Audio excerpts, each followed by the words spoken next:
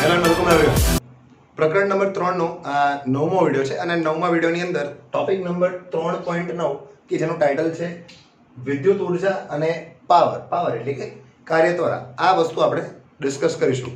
Right, જ્યાં સુધી આ ટોપિકની વાતો છે બેઝિકલી લાસ્ટ સેક્શન છે, મતલબ આ ટોપિકની અંદર છેલ્લે એક ફકરો આપેલો છે જે મારા મતે બહુ ઇમ્પોર્ટન્ટ છે, જેના અંદરથી એમસીક્યુ પૂછાઈ શકે તેમ છે. હવે એ ફકરાને સમજવા માટે, એ પેરેગ્રાફને સમજવા માટે તમારે આખો કોન્સેપ્ટ સમજવો પડશે. એટલે indirectly entire topic as usual ડિટેલમાં ડિસ્કસ કરવામાં આવશે. Right, so let's start.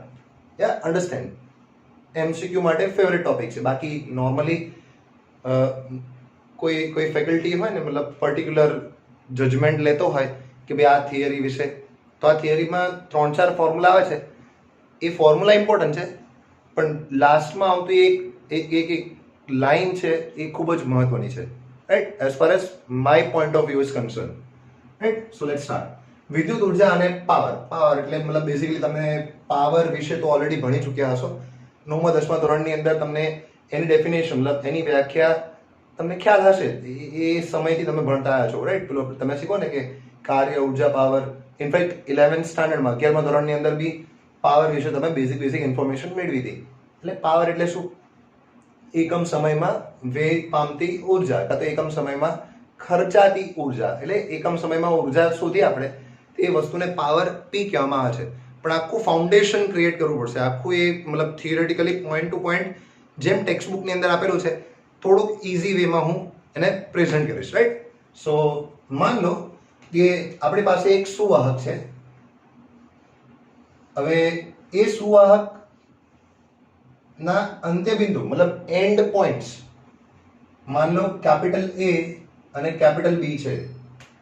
Right, તદ ઉપરાંત એવું પણ ધારી લઈએ આપણે કે ભાઈ આ જે છેડો છે ને, આ અંત્યબિંદુ A, ત્યાં આગળ વિદ્યુત સ્થિતિમાન VA છે અને B આગળ વિદ્યુત સ્થિતિમાન VB છે.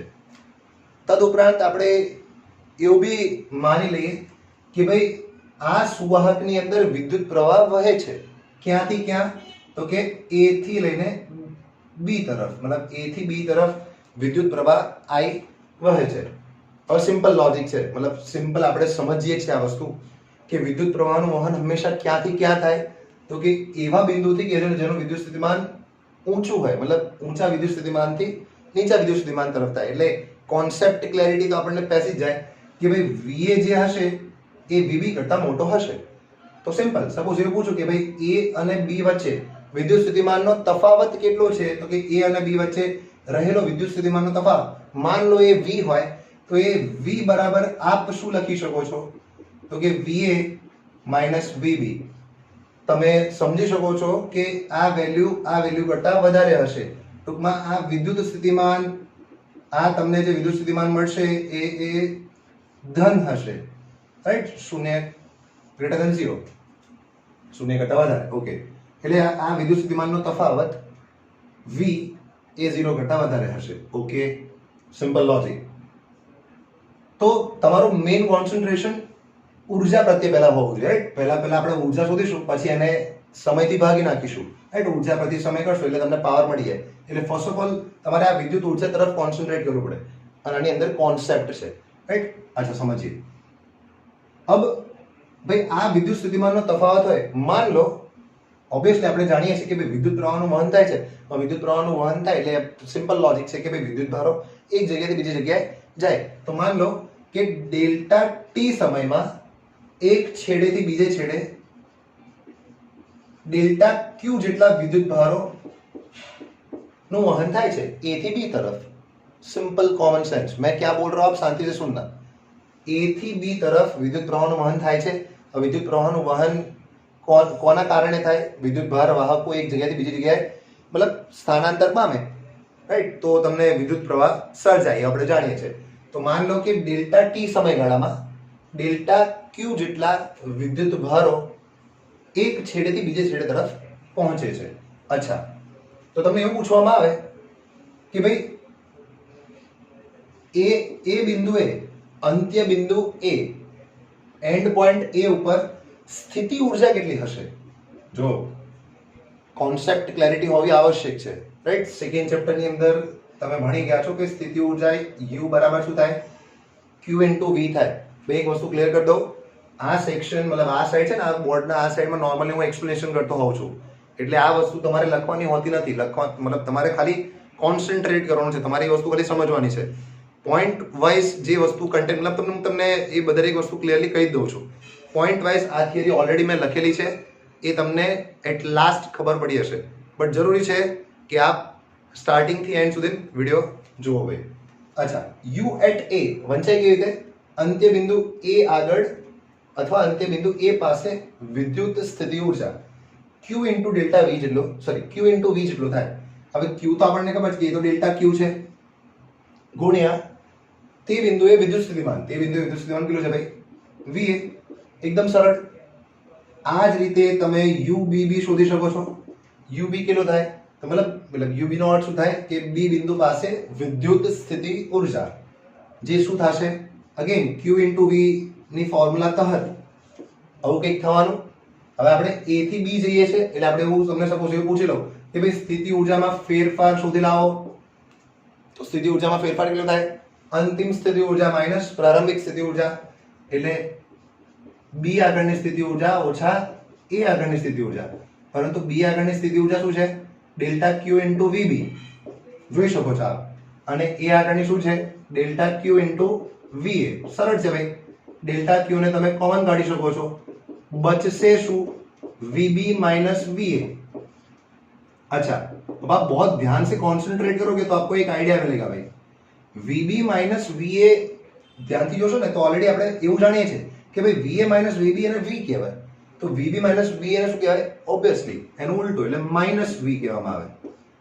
તદુપરાંત આ ભાઈ આ ક્યુ ને મતલબ ક્યુ ની ઇન્ફોર્મેશન તો આપણી પાસે કઈ છે નહીં, આપણી પાસે ડાયરેક્ટલી આઈ છે, તો આપણે શું લખી શકીએ, આપણે જાણીએ ભાઈ ક્યુ બરાબર આઈ ઇન્ટુ ટી કહેવાય ને, બરાબર. ફોર્મ્યુલા મતલબ સૂત્ર છે આપણી પાસે કે ભાઈ પરંતુ એવું લખી શકીએ, પરંતુ ડેલ્ટા ક્યુ શું થશે તો કે આઈ ઇન્ટુ ટી, વિદ્યુત પ્રવાહ તો આઈ છે પણ સમય અંતરાલ આપણે ડેલ્ટા ટી લીધેલો છે, એટલે આ વસ્તુ તમે ઉપર મૂકી શકો છો. તો સ્થિતિ ઉર્જામાં થતો ફેરફાર આપને શું મળશે, થોડું એડજસ્ટ કરી લો છો, માઇનસ પહેલા લખી દઉં છું, એટલે minus I V delta T. આશા રાખું છું કે અહીં સુધી તમે બધું સમજી ગયા હશો, રાઈટ. સો માન લો કે રેન્ડમલી હું એક સમીકરણ નંબર 1 આપું છું, એકદમ સિમ્પલ વસ્તુ છે ભાઈ, delta U is equal to minus I V delta T. હું બધું જ કોન્સન્ટ્રેશન ઉર્જા તરફ લઈ જાઉં છું, હમણાં વિદ્યુત ઉર્જા તરફ લઈ જતો. એ વિદ્યુત ઉર્જા શું છે તમને સમય સાથે ખ્યાલ આવતો રહેશે ભાઈ, ધીરે ધીરે, राइट. अगेन बोल रहा हूँ कॉन्सेप्ट है भाई, फिर से फोकस करना भाई, ફરીથી ધ્યાન આપશો. આ સ્થિતિ ઉર્જા નથી, સ્થિતિ ઉર્જામાં થતો ફેરફાર છે. હવે ઉર્જા સંરક્ષણનો નિયમ યાદ કરો. ઉર્જા સંરક્ષણના નિયમ તહત આપણે શું શીખીએ છીએ, મતલબ કે ભાઈ ઉર્જાનો વિનાશ ને સર્જન શક્ય નથી, બરાબર. ખાલી એક જગ્યાથી બીજી મતલબ એક સ્વરૂપમાંથી બીજા સ્વરૂપમાં રૂપાંતર પામે છે ભાઈ. મતલબ એવું કહી શકાય કે ભાઈ કુલ ઉર્જા હંમેશા અચળ રહે, રાઈટ. આપણે એવું કોન્સેપ્ટ જાણીએ છીએ. સ્થિતિ મતલબ ઉર્જા સંરક્ષણના નિયમ અનુસાર ગતિ ઉર્જા વત્તા સ્થિતિ ઉર્જા મતલબ કુલ ઉર્જા કહેવાય, એ હંમેશા અચળ રહે. અચળ કોન્સેપ્ટ લગાના મતલબ થોડા સોચના. જો વસ્તુ અચળ રહે તો એમાં ફેરફાર કેટલો થાય, શૂન્ય. મતલબ એવું કહી શકાય ને, મતલબ मान लो बी बाजू હું ફેરફાર નો ચિહ્ન મારું, સિર્ફ સમજા રહા હું, તો એ શૂન્ય કહેવાય. મતલબ એવું કહેવાય ને આપણે ઇન્ડિવિજ્યુઅલી એવું સમજી શકીએ કે ભાઈ સ્થિતિ ઉર્જામાં થતો ફેરફાર વત્તા ગતિ ઉર્જામાં થતો ફેરફાર શૂન્ય થાય. કેમ? કારણ કે કુલ ઉર્જા તો અચળ રહે છે. સિમ્પલ.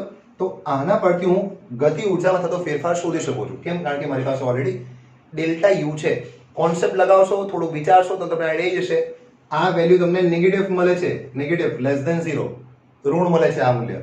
પણ ડેલ્ટા કે ને સોચશો તો ડેલ્ટા કે બરાબર શું થશે, માઇનસ ડેલ્ટા યુ, એટલે માइनस माइनस प्लस दिया એટલે તમને આ આન્સર મળશે आई वी डेल्टा टी. बहुत सोच समझ के अब दिमाग में मतलब ये कॉन्सेप्ट डाल दो अंदर जो मैं बोलने जा रहा हूं. अब डेल्टा के बराबर શું મળશે આપને, आई वी डेल्टा टी. अब समझो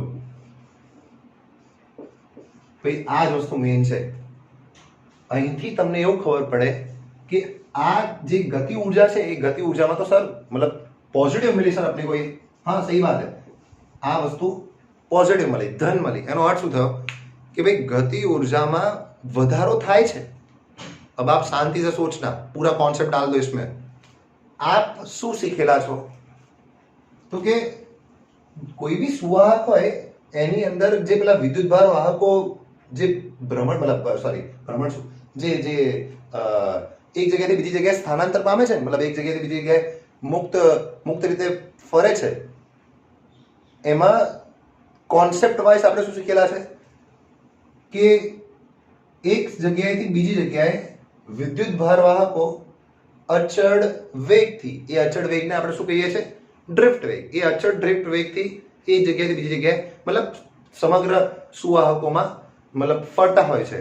અને એ જ્યારે ગતિ કરતા હોય છે ને, એ મતલબ ફરતા હોય છે ત્યારે એ પોતાની ગતિ દરમિયાન કોની સાથે અથડાય છે તો કે એની અંદર રહેલા પરમાણુઓ હોય મતલબ આયનો સાથે અથડામણ પામે છે. મતલબ હું શું સમજાવવા માંગુ છું કે જો એનો વેગ અચળ રહેતો હોય, કારણ કે આપણે ગતિ ઊર્જા જાણીએ, ગતિ ઊર્જા રફલી આપણે આઈડિયા મગજમાં ફરતો જ હોય કે સર એ તો 1/2 mv² છે, પણ આપણે તો એવું શીખેલા છે કે સર એ જે સમગ્રપણે આપણે વિચારતા હતા ને તેમાં વિદ્યુતભાર વાહકો તો અચળ વેગ મતલબ જેને ડ્રિફ્ટ વેગ કહેવાય એ વેગથી ગતિ કરે છે. મતલબ અચળ વેગથી ગતિ કરે તો વેગમાં ફેરફાર ના થાય, અને જો વેગમાં ફેરફાર ના થાય તો એની ગતિ ઊર્જામાં भी फेरफार ना થાય. राइट? अब सब बातें घूमने लगी कि आपको. सुवाहकની અંદર વિદ્યુત ભાર વાહકો અચળ વેગથી ગતિ કરે. જો વેગ અચળ હોય તો ગતિ ઊર્જા भी અચળ હોય, તો એ ગતિ ઊર્જામાં ફેરફાર કેમ ન થાય ભાઈ? કાં તો એ ફેરફાર થાય, એ ગતિ ઊર્જામાં વધારો થાય છે તો એ જાય ક્યાં? તો अब ये सीन है. मतलब ગતિ ઊર્જામાં જે વધારો થાય છે ને એ ક્યાં જાય છે તો કે એ જ્યારે વિદ્યુત ભાર વાહકો આમ ગતિ કરતા હોય છે ને તો જ્યારે એવો પેલા લોકો જો અથડાય છે આયનો સાથે મતલબ પરમાણુ સાથે અથડાય છે ને તો એ પોતે પામેલી ગતિ ઊર્જા અથડામણ દરમિયાન પોતે પામેલી ગતિ ઊર્જા એ પોતે લેતો નથી, એ આપી દે છે. કોને? એ પરમાણુઓને આપી દે. એટલે પરમાણુ તો શું કરે? હાલાકી વો લોગ તો મતલબ આયનો હોય ને જે એક જગ્યાએ ફિક્સ કરી દીધા હોય, રાઈટ? તો એ તો પોતાની જગ્યાથી હલી ના શકે, અને ઉપરથી પેલા લોકો એમને ઉર્જા આપી તો એ લોકો શું કરે? ત્યાં એ લોકો ડોલનો કરે. હવે એ ડોલનો ઉર્જા પર આધારિત હોય, મતલબ જેટલી વધારે ઉર્જા આપો એટલું વધારે સ્પીડથી ડોલનો કરે. એ જે ડોલનો કરે ને એના કારણે એ તમારું સમગ્ર સુવાહક હોય, આ સમગ્ર સુવાહક એ ગરમ થઈ જાય. પૂરા કોન્સેપ્ટ હે ભાઈ. ક્યાંથી ક્યાં લઈ ગયો તમને ખબર, કદાચ આઈડિયા થોડો આઈડિયા આવી ગયો છે. જો ઇન કેસ ના આવ્યો તો ફરીથી એક સેક્શન, પાછલો સેક્શન ફરીથી જોઈ લો. फिर से एक बार रफली फटाफट से बोल देता हूँ. તમે સૌપ્રથમ આપણે એવું શીખ્યા કે ભાઈ સ્થિતિ ઊર્જામાં ફેરફાર શું થાય. સ્થિતિ ઊર્જામાં ફેરફાર આપણે મળી ગયો ભાઈ. એના પરથી આપણે ગતિ ઊર્જામાં થતો ફેરફાર શોધ્યા. પણ તું ગતિ ઊર્જામાં તો કોઈ ફેરફાર થાય જ નહીં, કારણ કે એ તો અચળ ડ્રિફ્ટ વેગથી ગતિ કરે છે. તો એ ગતિ ઊર્જામાં જે વધારો થયો એ જાય છે ક્યાં તો કે એ આપી દે છે. કોને? તો કે પેલા આયનોને જેની સાથે અથડામણ પામે છે એના કારણે એવો બહુ સ્પીડથી ડોલનો કરે. બહુ સ્પીડથી ડોલનો કરે એટલે સમગ્ર સુવાહક છે એ ગરમ થઈ જાય. સિમ્પલ. એટલે એવું કહી શકાય કે ભાઈ આ જે ગતિ ઊર્જા છે એ સુવાહકમાં કેવી રીતે જાય છે તો કે આ ગતિ ઊર્જા એ ઉષ્મા ઊર્જાના સ્વરૂપે ગરમ વસ્તુ થઈ એટલે ઉષ્મા ઊર્જાના સ્વરૂપે જ રૂપાંતર થઈને આપણે કહીએ છીએ ઊર્જા મતલબ નાશ અને સર્જન શક્ય નથી. એ ખાલી એક સ્વરૂપમાંથી બીજા સ્વરૂપમાં રૂપાંતર પામે. એટલે આ ગતિ ઊર્જા શેમાં એવો લઈ લે છે સુવાહક તો કે એ ઉષ્મા ઊર્જામાં લઈ લે છે, મતલબ ઉષ્મા ઊર્જાના સ્વરૂપે મળે છે એને. તો ઉષ્મા ઊર્જા એટલે હીટ એનર્જી 11મા ધોરણમાં આપણે શીખ્યા હતા, H કહેવામાં આવે એને. ઓકે, આપ તો એવું પણ શીખેલા છો, મતલબ પહેલા વેલ્યુ મૂકી દઉં એટલે એવું કહેવાય કે ભાઈ ડેલ્ટા કે જેનો અર્થ છે IV ડેલ્ટા T બરાબર H લખી શકાય. પરંતુ કાર્ય ઊર્જા પ્રમેય અગેન સ્ટાન્ડર્ડ 11 મતલબ 11મા ધોરણની અંદર આ વસ્તુ શીખી ગયા હતા. કાર્ય ઊર્જા પ્રમેયમાં W બરાબર ડેલ્ટા K કહેતા હતા કે નતા કહેતા? Same thing. મતલબ આની બદલે હું એવું લખી શકું છું કે ભાઈ ડેલ્ટા કે બદલે ડેલ્ટા W લખી શકાય તમારાથી. It's okay. તો delta W IV delta T કહેવાય. અચ્છા, એટલે આ એક પ્રકારની ઊર્જા જ છે ભાઈ. એટલે કાર્ય બી તમે કહેશો કે કાર્ય અને ઊર્જા એકબીજાના મતલબ એકથી બીજા ફોર્મમાં ટ્રાન્સફર કરી શકાય. આપણે જે કાર્ય કરીએ એ ઊર્જાના સ્વરૂપમાં સંગ્રહ પામે. એટલે તમે ઇનડાયરેક્ટલી લિંક કરી શકો છો. કન્ફ્યુઝ મત હોના ભાઈ.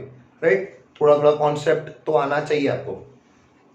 बस तो आ ऊर्जा स्वरूपे તમે સમજી શકો એને સમયથી ભાગી નાખો तो delta W upon delta T इसको नीचे ला दे देंगे तो क्या मिलेगा अपने को I इंटू V परंतु आने तो શું કહેવાય એકમ સમયમાં ખર્ચ કરેલી ઊર્જા એકમ સમયમાં ખર્ચ કરેલી ઊર્જા તો પાવર છે ભાઈ this is nothing but power P એટલે V into I થાય રાઈટ સામાન્યતઃ અમે એને VIP કહે છે રાઈટ ટેકનિક છે હાલાકી આ अपने तरीके से रट्टा मार सकते हो उसको भाई તમે તમારી રીતે એને ગોખી શકો છો આ આખો કોન્સેપ્ટ હતો આ બધી વસ્તુ સમજાવવા માટે હાલાકી ફરી એકવાર मतलब મારું મંતવ્ય પ્રમાણે मतलब according to me I don't think so this is मतलब આસ્કેબલ પૂછાઈ શકે તેમ નથી આ વસ્તુ રાઈટ એનીવેઝ ભાઈ પેપર સેટર તો ગમે તે વિચારી શકે છે it's are personal point of view તો પાવરની હા પણ આ ફોર્મ્યુલા આપને એકદમ ક્લિયર હોવી જોઈએ मतलब આ ફોર્મ્યુલા તમને નિશ્ચિત રૂપે આવડવી જોઈએ ભાઈ P is equal two V into I હાલાકી બીજી બે ફોર્મ્યુલા બી છે જે આ જ ફોર્મ્યુલાથી આપણે मतलब આ જ સૂત્રથી આપણે તારવી શકીએ છીએ પરંતુ બેઝિક ફંડા આ છે રાઈટ અંતમાં એવું કહી શકાય કે પાવરની વ્યાખ્યા શું થાય તો કે એકમ સમયમાં ખર્ચ કરેલી ઊર્જા રાઈટ એકમ સમયમાં ખર્ચાયેલ ઊર્જા કાં તો એકમ સમયમાં વ્યય પામેલી ઊર્જા તમે વ્યય જ કહેવાય કારણ કે मतलब वो ट्रांसफर हो जाती है और પેલું જે આપણે સુવાહક કે ને એને ગરમ કરી દે છે मतलब अपने तो हालांकि કોઈ કહે છે સર આનું मतलब પ્રેક્ટિકલ પોઈન્ટ ઓફ વ્યૂથી ઉપયોગ શું છે તો કે તમારા ઘરે બલ્બ હોય ને બલ્બ એની અંદર પેલો ફિલામેન્ટ હોય ને એ ટંગસ્ટનની હોય એની અંદર જેવો પ્રવાહ પસાર થાય ને એટલે એ પ્રવાહ પસાર કરે એટલે ઇનડાયરેક્ટલી આપણે એવું સમજી શકીએ આપણે એટલે ઇનડાયરેક્ટલી આપણે એક વસ્તુ સમજી શકીએ શું કે જ્યારે આપણે પ્રવાહ પસાર કરીએ એટલે એક પ્રકારનો અવરોધ જ છે બે વચ્ચે રાઈટ 10 મિનિટ અચ્છા તો એ વસ્તુ પાવર જ છે मतलब આપણે જે ટંગસ્ટન ફિલામેન્ટ અંદર છે ને ટંગસ્ટનની ફિલામેન્ટ આવે એટલે જેવો પ્રવાહ પસાર કરો ને એટલે એ ગરમ થાય ને એ ગરમ થાય ને એટલા માટે તમને પ્રકાશના સ્વરૂપે मतलब એ આપણને દેખાય છે એટલે પ્રોસેસ તો આ જ થાય છે અંદર પણ એકદમ ફાસ્ટલી થાય સર આટલું બધું ધીરે ધીરે થાય ના એકદમ ફાસ્ટલી આ વસ્તુ થાય અને તમને એ ઉષ્મા સ્વરૂપે मतलब प्रकाश स्वरूपे दिखाए राइट सेम फंडा है मतलब ये एक्चुअल में प्रैक्टिकल एप्लीकेशन उसकी वहीं पे है राइट एनीवेज चलिए भाई अब ये पोर्शन आपको लिख देना है मैंने वहाँ पे लिखा है already so I will be shifting towards that thing ये स्क्रीन तरफ ले जाऊँ છું ओके स्टूडेंट्स भाई आप देख सकते हो તમે જોઈ શકો છો કે ઉપર મેં પ્રશ્ન લખ્યો છે વિદ્યુત ઉર્જા અને પાવરની સમજૂતી આપો અને જેમ મેં તમને સમજાવ્યું છે એ જ પ્રમાણે અહીંયા આગળ થિયરી એન્ટાયરલી લખેલી છે ડિટેલમાં લખેલી છે રાઈટ સો આપ એને કોપી કરી શકો છો પેલી જે નીચે લાલ અક્ષરોથી જે છેલ્લી વ્યાખ્યા લખી છે ને એ આપે બી છેલ્લે લખવાની છે હાલાકી આ થિયરી ખતમ નથી થઈ હજુ એનો થોડોક સેક્શન બાકી છે જે હવે આપણે ડિસ્કસ કરીશું ઓકે તો એક સ્ટેપ આગળ વધીએ મતલબ લાસ્ટ આપણે એવું સૂત્ર જોયું હમણાં જ એક સૂત્ર જોયું કે આપણને પાવર પી રાઈટ એ પાવર પી કેટલો મળે છે V ઇન્ટુ I જેટલો મળે છે હવે તમારે બધું અહીંથી કોપી કરવાનું રાઈટ મતલબ હું જેવું લખું એ પ્રમાણે તમારે લખતું જવાનું છે પાવર પી બરાબર V ઇન્ટુ I મળે હવે તમે ઓલરેડી મતલબ આના બીજા બે સૂત્રો બી છે હવે એ બે સૂત્રો કેવી રીતે મેળવી શકાય તો કે ઓમના નિયમ અનુસાર હવે તમે ઓમનો નિયમ તો સારી રીતે જાણતા હશો ઓમના પરંતુ એ લખી શકાય પરંતુ ઓમના નિયમ અનુસાર આપણે શું લખી શકીએ ભાઈ V is equal two I into R કરાય તો તમે V ની બદલે I ઇન્ટુ R મૂકો તો તમને પાવર P શું મળશે IR ઇન્ટુ I એટલે I સ્ક્વેર R રાઈટ યાદ આવશે તમને સર આ વસ્તુ તમે શીખેલા છે હા मैं वही बातें कर रहा था भाई कि તમે આ વસ્તુ જોયેલી છે P બરાબર I સ્ક્વેર R એક સૂત્ર આ V ઇન્ટુ I બીજું સૂત્ર અને મતલબ આ સૂત્ર છે V અને I ના સ્વરૂપમાં છે V અને I આ છે I અને R તો હવે રહ્યું કયું V અને R માં બી લખી શકો તદુપરાંત P બરાબર મતલબ હવે V અને R ના ટર્મ્સમાં જોઈતું હોય V અને R ના પદમાં જોઈતું હોય તો I ને ઉડાવવા પડે તો I બરાબર તો તમે શું લખી શકો V ના છેદમાં R તો આ શું થઈ જશે V ઇન્ટુ V ના છેદમાં R એટલે V સ્ક્વેર અપોન R શાંતિથી સમજો હું શું બોલ્યો આ ત્રણ પાવરના જ સૂત્રો છે ભાઈ હવે શાંતિથી સમજો એને હું જે વસ્તુ બોલું ને એ વસ્તુને સમજવાની ખાલી આખી પ્રક્રિયામાં આપણે એવું જોયું કે પેલા વિદ્યુત ભાર વાહકો છે મતલબ વિદ્યુત ભારો જે છે એ વિદ્યુત ઉર્જા મેળવે છે, રાઈટ? મતલબ જે ઉર્જા મેળવે છે એ કયા સ્વરૂપમાં વ્યય પામે છે? ઉષ્મા ઉર્જાના સ્વરૂપમાં એ વ્યય પામે છે. મતલબ એ જે વ્યય પામતી ઉર્જા છે એ વ્યય પામતી ઉર્જા છે એને તમે ઓહમિક વ્યય બી કહી શકો છો.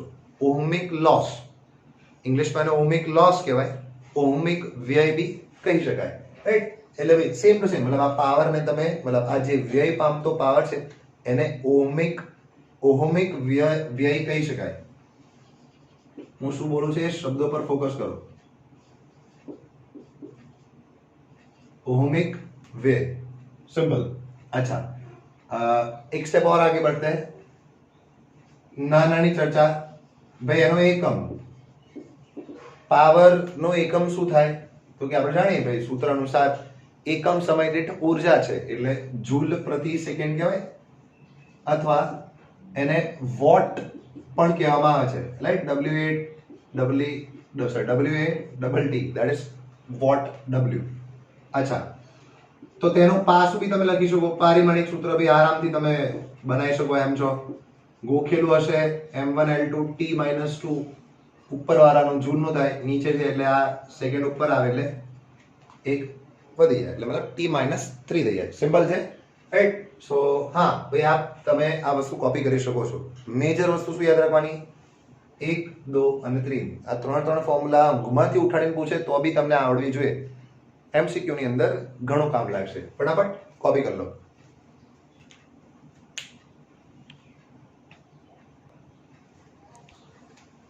ઓકે, હવે જે પેલા MCQ ની વાતો કરતો ને સ્ટાર્ટિંગમાં, વિડીયોની સ્ટાર્ટિંગમાં બોલ્યો કે ભાઈ છેલ્લો ફકરો જે છે એની અંદર એક MCQ એક લાઈન લખેલી છે જે ખૂબ જ અગત્યની છે.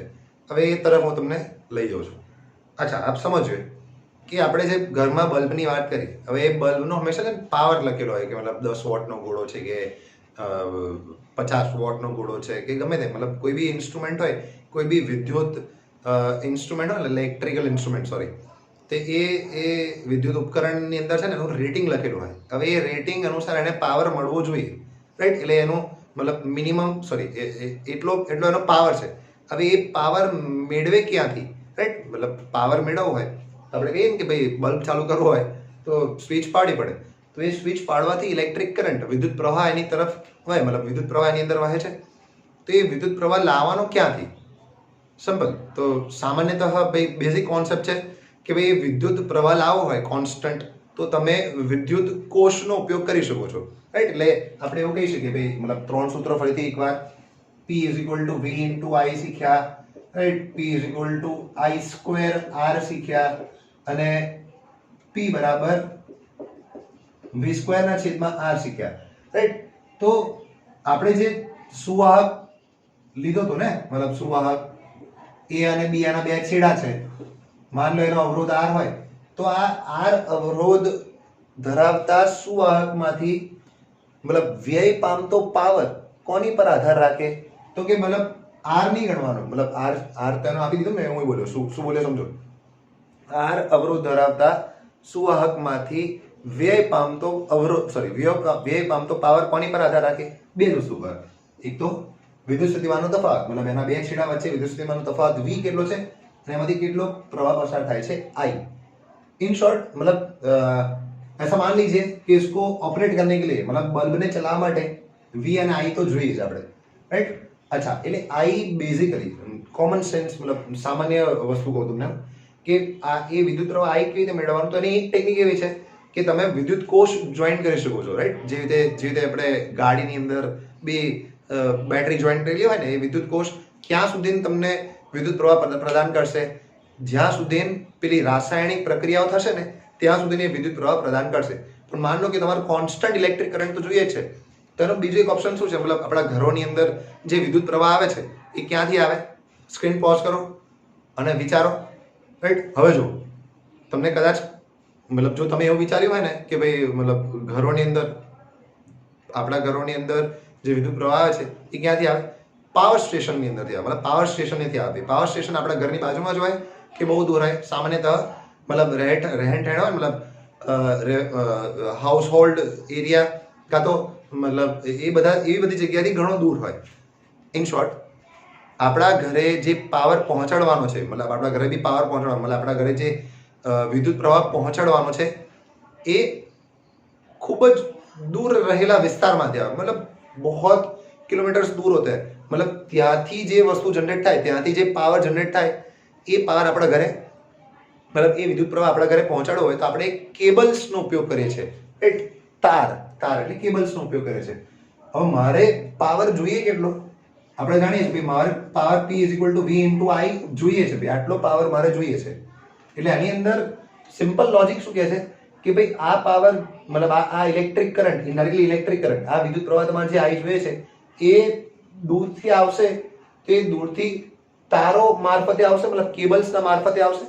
હવે એ જે કેબલ્સ હોય ને એ બી સુવાહક હોય ઓબ્વિયસલી, તો એનો બી અવરોધ હોય, તો એ અવરોધ આપણને નડે, તો એ અવરોધમાં બી વ્યય પામવાનો. ભાઈ વ્યય પાવરનો ક્યાં પામે? જ્યાં જ્યાં અવરોધ હોય ત્યાં ત્યાં પાવરનો વ્યય પામે જ.